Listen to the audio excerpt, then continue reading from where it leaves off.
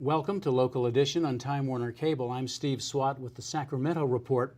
In the next few minutes, we're going to talk about California's 911 system and the fact that many wireless calls are being rerouted with terrible consequences. My guest this segment is Das Williams, a member of the State Assembly from Santa Barbara. Thanks for being with us. Thank you for having me. And I know there was an incident in your district that really explains what we're talking about.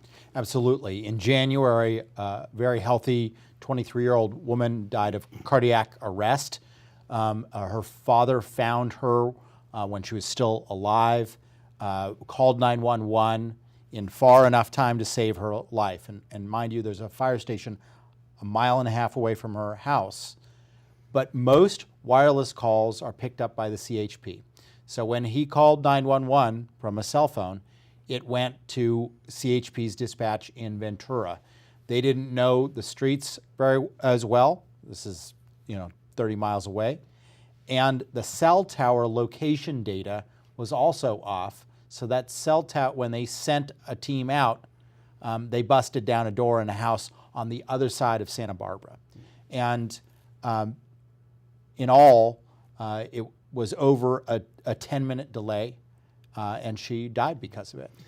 There is technology to, what's it called, routing by empirical data. That's right. That makes sure that the routing goes to the right, public responder. But there's no funding for it. Is that That's right? right. The sad thing is we have the technology to solve this, and a portion of the state, 8% to be exact, of cell towers are optimized where we have routing by empirical data. And your chances of surviving if you live in one of those 8% is much higher. What my proposal is to continue cell tower optimization by empirical data.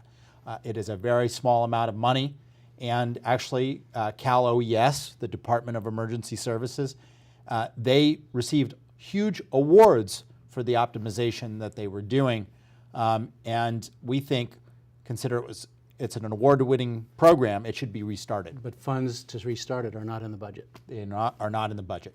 And so we are going to ask for a request of about $3.5 million a year to restart it, which is a relatively small amount of money, but one that could save a lot of lives. All right, I do want to segue to another subject because I know you want to talk about it, and it's another piece of legislation that you have, and it's basically setting goals to reduce energy consumption with plug-in appliances, plug-in devices. That's right. Even though our appliances are more efficient and our houses are more efficient, we're still using more energy per person.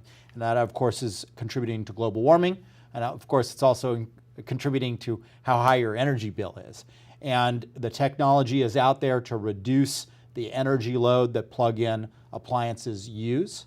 We want to include in the yearly report that is already done for the CEC and the PUC, the Public Utilities Commission, a target for plug-in appliances of energy reduction. Just like we do for greenhouse gases, for example.